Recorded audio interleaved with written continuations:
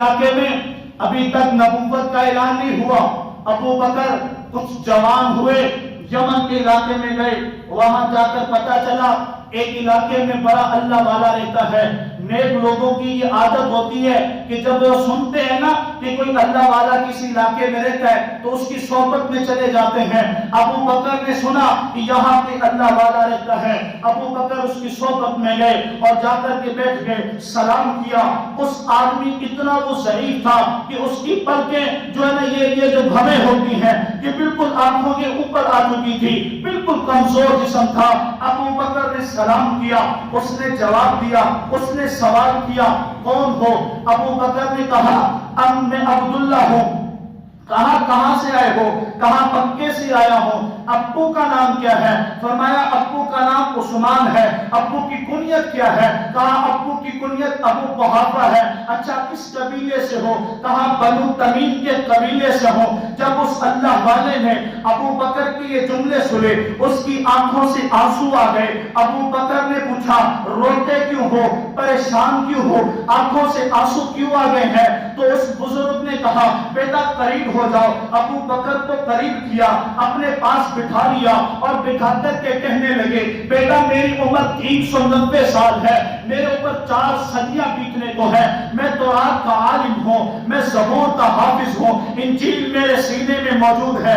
اللہ نے آسمانی کتابوں کا علم مجھے دیا ہے. بیٹا میں نے اپنی آسمانی کتابوں میں پڑھا ہے آخری وقت میں نبی آئے گا, نام اس کا محمد ہوگا, والد کا نام عبداللہ ہوگا, ماں کا نام آمینہ ہوگا اور اس کے دادے کا نام عبد المطلب ہوگا. وہ پوری کائنات کا امام بن کر کے آئے گا, وہ ہادی عالم بن کر آئے گا, وہ وجہ کائنات بن کر آئے گا, وہ روح کائنات بن کر آئے گا, وہ امام الانبیاء بن کر آئے گا, وہ خاتم المرسلین بن کر آئے گا, وہ خاتم النبیین بن کر آئے گا. اس کے بعد نبوت ختم ہو جائے گی, اس کے بعد رسالت ختم ہو جائے گی, وہ آخری نبی بن کر کے آئے گا. لیکن میں نے اس کے ساتھ ساتھ اس نبی کی جب یہ تعارف اور علاماتیں پڑھی ہیں, میں نے اس کے ساتھ ساتھ ایک اور علامت بھی پڑھی تھی. میں نے کچھ اور بھی پڑھا تھا جو سب سے پہلے اس نبی پر کلمہ پڑے گا اس کا نام عبداللہ ہوگا, اس کے والد کا نام عثمان ہوگا, اس کی کنیت ابو بکر ہوگی,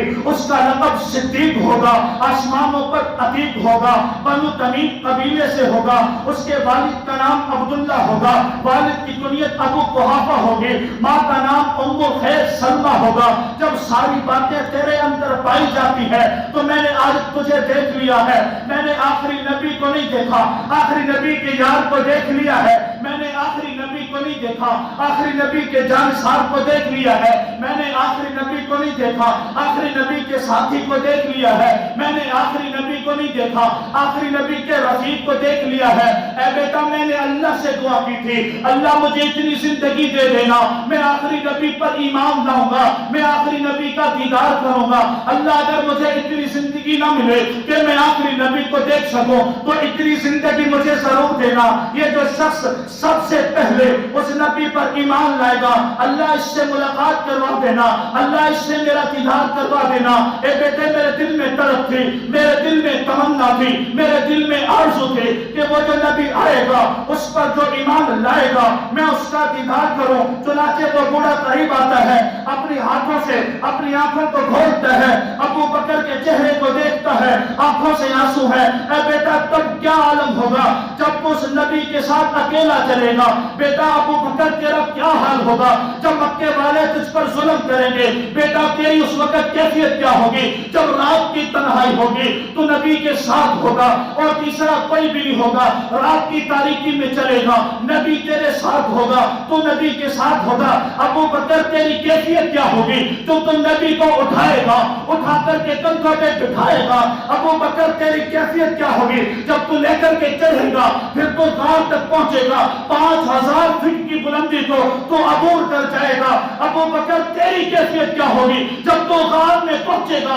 ابو بکر اس وقت کیفیت کیا ہوگی جب تو اپنی جھولی کو بچھائے گا اور محمد کو لٹائے گا اور محمد کا چہرہ ہوگا, دیکھنے والا تو ہوگا, تیری گود میں نبی لیٹے گا, دنیا کہے گی اور یہ نبی ابو بکر کی گود میں ایسے لیتا ہے جیسے قرآن کو رحل میں کھولا جاتا ہے.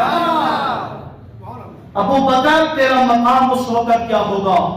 وہ بوڑھا اپنی آنکھوں سے آنسو بہا رہا ہے. میں نے کہا اس بوڑھے کو اس وقت بھی یقین ہو گیا تھا کہ یہ ابو بکر اور نبی ساتھ ساتھ ہیں. آج کے کافر کو یقین نہیں ہوتا کہ نبی اور ابو بکر ساتھ ساتھ ہیں. میں نے کہا ابو بکر غار میں گیا, سارے سوراخ بند کیے. کیوں؟ ابو بکر کو پتا تھا کہ کالا آئے گا. کیا آئے گا؟ کالا آئے گا اور کالا ڈسے گا اور آئے گا نبی کو تکلیف پہنچانے کے لیے. اس وقت غار کے اندر ابو بکر نے کالے کا داخلہ بند کیا تھا. آج مزار کے اندر ابو بکر نے کالے کا داخلہ بند کیا. آپ سرچ کر لیں, یہ کالے جاتے ضرور ہیں لیکن دربار مزار پہ نہیں جاتے. کسی پوچھنے والے نے پوچھا کیوں نہیں جاتے؟ میں نے کہا دیکھتا نہیں, پہلا جو ابو بکر کا ہے وہ کالا چاہے غار کا ہو چاہے ایران کا ہو, داخلہ اس کا. اسی کو کہتے ہیں محافظ رسول, اسی کو کہتے ہیں جانثار رسول. اتنی محافظت کی کہ 1400 سال سے نبی کی حفاظت میں آج بھی سو رہا ہے. دنیا کہتی ہے ہمارے ملک میں کوئی بندہ فوت ہو جائے اس کو قبر میں لٹاؤ, چہرہ بیت اللہ کی طرف کرو. ایسے کرتے ہیں کہ نہیں کرتے؟ بولو. ابو بکر وہ ہے جو قبر میں لیٹا ہے, چہرہ بیت اللہ کی طرف بھی ہے, رسول اللہ کی طرف بھی ہے. اس لیے ابو بکر صدیق رضی اللہ تعالی عنہ کی شخصیت کو پوری دنیا میں اس کے چرچوں کو عام کرنے کے لیے اہل سنت والجماعت یہ منشور لے کر کے نکلتی ہے. انشاءاللہ ہم ہر سطح پر ابو بکر کی عزت کی آواز کو بلند کریں گے انشاءاللہ.